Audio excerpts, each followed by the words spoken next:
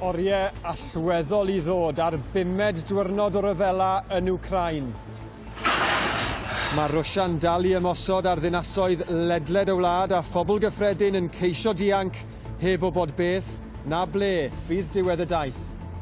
I lost everything in 2 days. My friends, my family, my work, my business, everything I must leave. Near my city, it's become explosion, shooting, Russian tanks.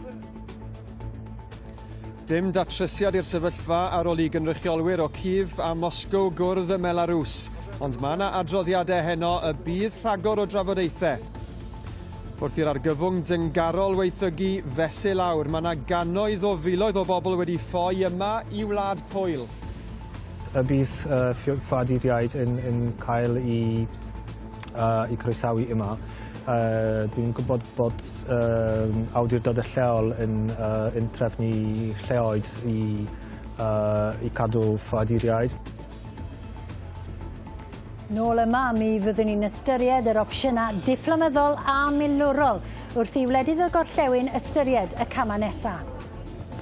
Ac heno, wrth I gymunedau draws Cymru geisio cynnig cymorth, cannoedd yn dod yma i'r Senedd I ddangos eu cefnogaeth I Wcráin a'i phobl.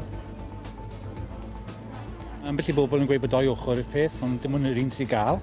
Mae'n amlwg taw Rwsia sy'n gwneud pethau dylwn nhw ddim. Just I fi, gallu ymarfer yr hawl I rhannu yn lais I, basically.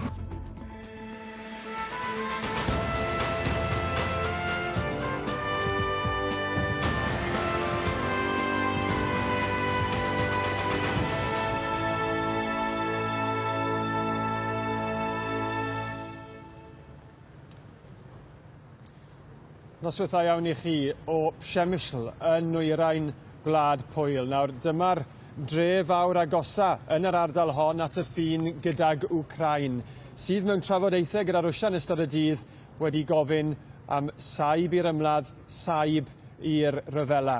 Yn ôl yr arlywydd Zelensky, mae'r oriau nesaf yma yn gwbl dyngedfennol yn allweddol I ddyfodol y wlad. Dyma'r map diweddarau I chi nawr o'r sefyllfa draw yn Wcráin gyda'r ardaloedd coch yn dangos lle mae lluoedd Rwsia wedi meddiannu wrth I fwy o bobl farw heddi yn Ninas Kharkiv. I'r ddwy wlad gynnal trafodaethau ar y ffin gyda Belarus dyw datrysiad i'r sefyllfa ddim yn debygol ar hyn o bryd bod Rwsia'n dweud y bydd na rhagor o siarad dros y dyddiau I ddod. Galw ar filwyr Rwsia I ildio'i harfau yma ar lywydd Wcráin gan ofyn hefyd I gael ymuno ar Undeb Ewropeaidd ar frys. Ac mae yna gwestiynau pellach am fwriad terfynol yr arlywydd Putin wrth iddo orchymyn ei fyddin I gael arfau niwclear yn barod. Wel heno, mewn rhaglen arbennig